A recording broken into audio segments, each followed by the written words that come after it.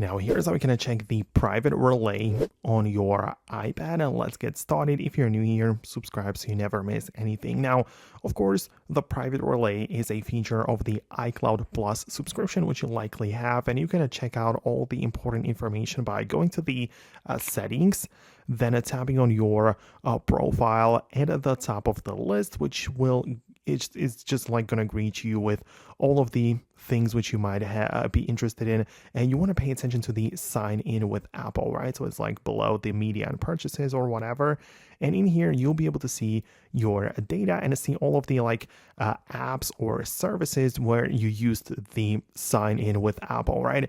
And you'll be able to see those when you click on it. It will perhaps show you the original email, or it's gonna give you the private relay email, right? So you can see, you'll be able to see the exact same one right there. So yeah, if you use the private relay for the sign in, then you'll be able to see it right here. You can delete it, or if you used just a regular email, then it will also be in here, but it's going to show you the regular one, right? So it just uses the Apple account without the private relay. So that is how you can find it on the iPad. Is mostly just to, browse it, and in case you are interested.